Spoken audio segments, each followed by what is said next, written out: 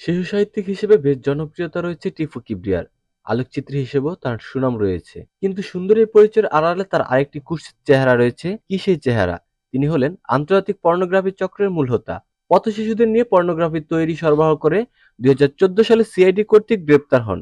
সেই টিআইএম ফখরুজ্জামান ওরফে টিপু কিবরিয়া এবার একই অপরাধে সহযোগী মোহাম্মদ কামরুল ইসলাম ওরফে সাগর সহ গ্রেপ্তার হয়েছেন।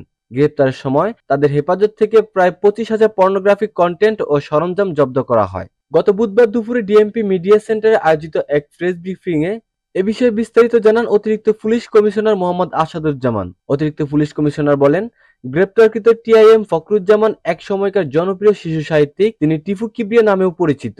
জাহাঙ্গীরনগর বিশ্ববিদ্যালয় থেকে ১৯৮৭ সালে বাংলায় স্নাতক এবং ১৯৮৮ সালে স্নাতকোত্তর ডিগ্রি লাভ করেন। ১৯৯১ সালে সেবা প্রকাশনীর মাসিক কিশোর পত্রিকায় সহকারী সম্পাদক পদে যোগদানের মাধ্যমে কর্মজীবনে প্রবেশ করেন। তিনি ফ্রিল্যান্স আলোকচিত্রী হিসেবেও কাজ করার পাশাপাশি শিশু সাহিত্য রচনা করতেন।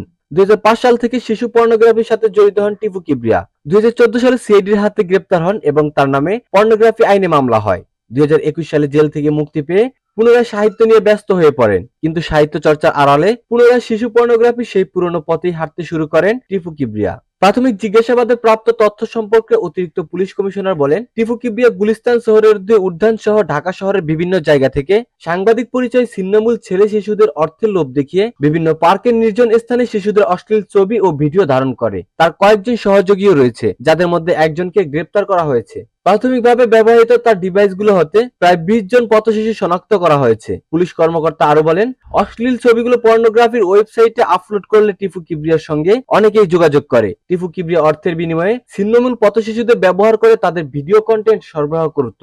গত মঙ্গলবার রাজধানী খিলগাঁও অভিযান চালিয়ে টিপু কিবরিয়া ও তার সহযোগীকে গ্রেপ্তার করা হয়। এ সময় টিপুর বাসায় তার ব্যবহৃত ডেস্কটপ পরীক্ষা করে দেখা যায় দুটি এনক্রিপ্টেড অ্যাপের মাধ্যমে পর্নোগ্রাফি ক্রেতাদের সাথে যোগাযোগ করছে। এ পর্যন্ত ইতালি, অস্ট্রেলিয়া ও জার্মানি নাগরিক সহ প্রায় ২০ থেকে ২৫টি আইডি শনাক্ত করা সম্ভব হয়েছে, যারা এসব আইডি দিয়ে টিপু কিবরিয়ার সাথে শিশু পর্নোগ্রাফির বিভিন্ন কন্টেন্টের জন্য যোগাযোগ করত।